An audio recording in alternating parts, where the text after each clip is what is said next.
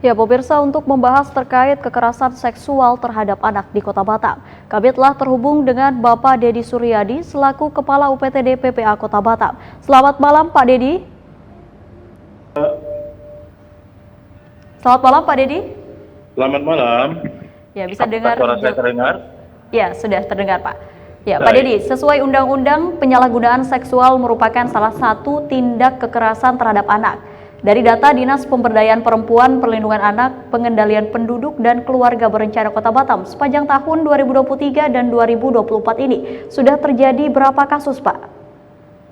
Kalau dalam data kami untuk 2023 Ya, itu ada yang tersimpun di Simponi itu ada 132 kasus. Dengan kategori mengalami kekerasan fisik 12 orang, psikis 2 orang, seksual 99 orang, kemudian yang mengalami eksploitasi anak itu 4 orang, dan mengalami penelantaran 9 orang, serta trafficking 6 orang. ya, Nah, itu data yang ada sama kami, Mbak Putri. ya, 123 kasus ya, Pak ya? Yang terhimpun di Simponi ya. Iya. Kenapa jumlah tersebut berbeda dengan jumlah yang ditangani Polresta Barelang, Pak? Karena sepanjang tahun 2023 saja polisi menangani 226 kasus kekerasan seksual terhadap anak-anak. Oh gitu. Jadi di dalam Simponi tentu kan Ya. ada kriteria-kriteria yang masuk di dalam Ya. data. Namun sebetulnya kalau dalam catatan kami sepenuhnya ada 173. Jadi Ya. kan ini berbeda dalam data ya. Data Ya. ketika kita melakukan pelayanan dengan data yang kita himpun di Simponi. Karena ada beberapa hal ketika kita masukkan ke dalam Simponi kan ada beberapa kriterianya juga yang harus disamakan. Nah begitu juga dengan mungkin rekan-rekan kita penyidik atau polisi juga mungkin ada beberapa data yang kategorinya tidak masuk ke dalam data kita atau tidak dalam pelaksanaan pelayanannya mungkin tidak beriringan dengan kita gitu. Mungkin pelayanan dari penyidik sendiri dan kita juga ada. Tapi sepanjang ini kita selalu berkolaborasi dengan baik. Iya. Artinya koordinasi yang dijalin dengan stakeholder terkait khususnya dengan kepolisian seperti apa? Khususnya sinkronisasi data ini, Pak. Iya. Kalau di dalam pelaksanaan pelayanan OPTD PPA kita yang dibentuk oleh pemerintah Kota Batam, kita sistem pertama tentu dalam rangka penjangkauan ya. Begitu ada informasi itu baik dari kepolisian, dari masyarakat, ataupun ada organisasi yang melaporkan, kita lakukan penjangkauan. Nah, dalam sistem penjangkauan, biasanya kita memang mendatangi korban atau di mana sumber itu kita dapatkan atau informasi itu kita dapatkan. Nah, di dalam pelayanan ini ada juga 2 sistem. Sistemnya artinya bentuk pelayanan ini bisa kita datangi atau yang bersangkutan atau korban itu diantar atau dirujuk ke kita oleh kepolisian. Itu dalam sistem penjangkauan. Setelah itu, kita lakukan proses pendampingan. Misalnya setelah kita penjangkauan di tempat korban, misalnya di polsek atau di mana informasi, lalu kita lakukan pendampingan. Dalam sistem pendampingan, biasanya kita melakukan langsung identifikasi dan asesmen sementara. Jadi identifikasi ini kita menggali informasi-informasi sebanyak mungkin. Kemudian untuk asesmen sementara, tentu kita juga menggali tentang korban ini siapa di sekitarnya gitu. Karena kita yakin setiap permasalahan tidak pernah berdiri sendiri gitu. Nah, dengan demikian kita baru tahu langkah-langkah yang akan kita lakukan ke depannya. Tentunya ini harus hasil koordinasi dengan pihak berwenang ya, seperti penyidik di polsek setempat. Nah, setelah itu baru kita memberikan perlindungan. Ya, tentu memberi perlindungan ini adalah suatu langkah memberikan rasa aman dan nyaman bagi korban. Nah, untuk memberikan rasa aman dan nyaman, kita ajak ke UPTD PPA. Di sini kita menyediakan fasilitas untuk konselingnya juga. Jadi kita menyediakan peksos yang dari awal penjangkauan pendampingan terus dibawa ke UPTD PPA dalam rangka perlindungan dan rasa aman. Nanti di situ dilayani oleh peksos dengan langkah-langkah psikososialnya dan oleh psikolog dalam rangka mengurangi traumatik korban. Nah, seperti itu. Pak Dedi, jika melihat letak geografis, kekerasan seksual terhadap anak di Batam terjadi di kawasan seperti apa, Pak? Maksudnya di kawasan ini bisa sedikit ini kan, Mbak Putri, lingkungan bagaimana? yang seperti apa yang menyebabkan banyak terjadi kekerasan seksual? Nah, iya. Artinya gini, begitu banyaknya sekarang anak-anak kita berada di posisi yang tidak aman ya. Ya, Ini menjadi suatu menjadi suatu perhatian kita juga. betul. Artinya tidak bisa dilimpahkan hanya kepada pemerintah atau pihak berwenang aja atau polisi penyidik gitu. Kemudian tidak bisa juga hanya dilimpahkan kepada istilahnya kepada orang tua yang harus mengawasi, tapi lingkungan juga harus ikut peduli gitu. Di mana lingkungan ini juga kita membutuhkan semacam kepedulian memperhatikan anak-anak kita. Iya. Nah, di dalam wilayah-wilayah yang saya sebutkan tadi, tentu ada beberapa daerah yang mungkin rentan bagi anak-anak kita, misalnya dalam sisi pergaulan, kemudian dalam sisi komunikasi, kan ada wilayah-wilayah yang dimana komunikasi yang dibentuk oleh lingkungan itu adalah komunikasi yang sifatnya mungkin kurang berpendidikan atau kurang bagus lah bagi tumbuh kembang anak gitu, sehingga anak ikut terlibat dalam lingkungan tersebut, berbicara keras, berbicara kadang tidak sepantasnya atau malah adaptif terhadap norma-norma di lingkungan. Nah, kebanyakan juga lingkungan tidak begitu peduli atau tidak begitu aware, kadang malas atau mungkin nggak enak lah nanti negur anak ini, nanti orang tuanya marah. Nah, akhirnya anak itu terbiarkan dengan tumbuh kembangnya seperti tidak berbicara dengan baik, tidak ada sopan santunnya berkurang.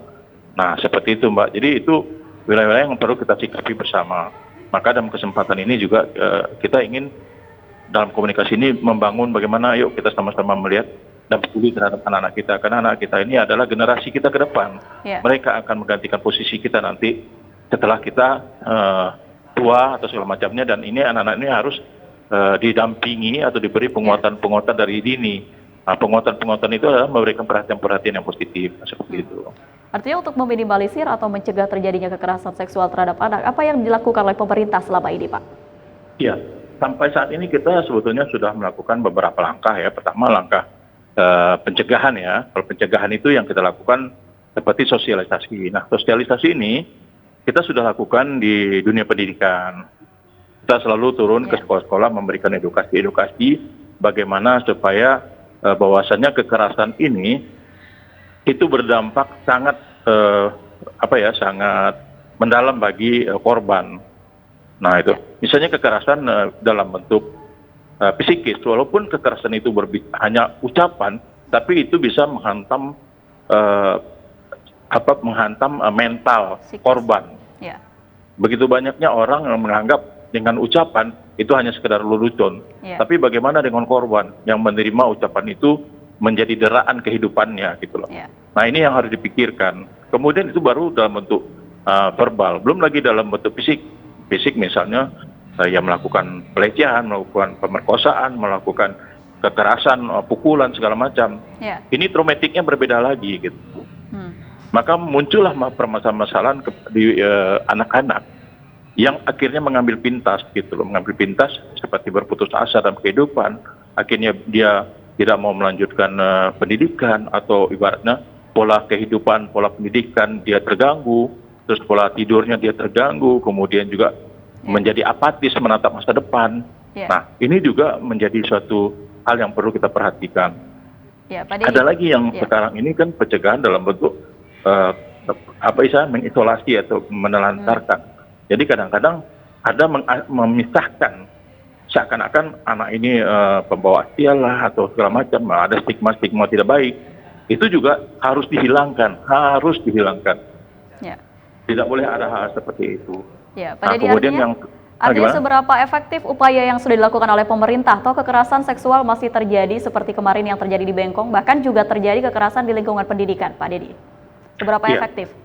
Kalau untuk berbicara efektifnya, tentu kan harus ada istilahnya itu kajian terlebih dahulu efektif dan tidaknya. Tapi kami tidak melihat ke arah sana, kami melihat ada sosialisasi ini harus terus dilakukan. Itu baru dunia pendidikan. Di dunia pendidikan tidak hanya para pelajar, tidak hanya para siswa, tapi juga mahasiswa kita lakukan untuk melakukan sosialisasi ini. Kemudian kepada masyarakat juga kita lakukan. Masyarakat melalui perlindungan anak terpadu berbasis masyarakat. Jadi masyarakat kita ajak gitu loh. Namanya PATBM ya. Jadi masyarakat kita ajak, ayo peduli, tolong aware dong dengan anak kita gitu. Kemudian juga kita melibatkan posyandu dalam sosialisasi ini. Kita melibatkan tim penggerak KK yang ada di kelurahan dan kecamatan, dan juga lembaga-lembaga pemerhati anak lainnya.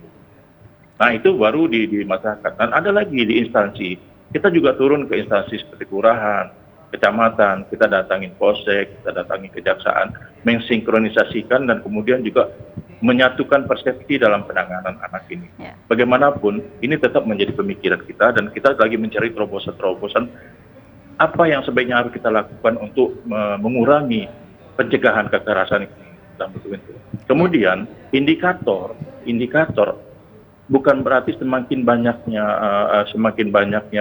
indikasi terjadi itu membuat sebuah ini meningkat, tidak, tapi semakin banyaknya orang sudah berani berbicara gitu loh.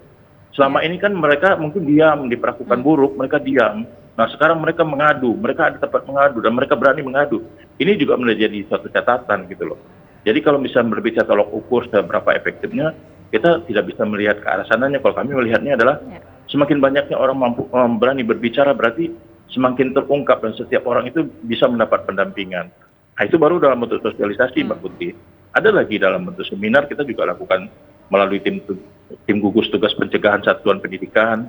Kan sekarang itu berdasarkan Permendikbud ya, bahwasannya di setiap dunia pendidikan sekarang sudah harus ada tim satgasnya. Jadi di lingkungan sekolah itu sudah ada edukasi terhadap anak didik kita oleh tim satgasnya gitu. Kemudian juga ada tim satgas di tingkat perguruan tinggi.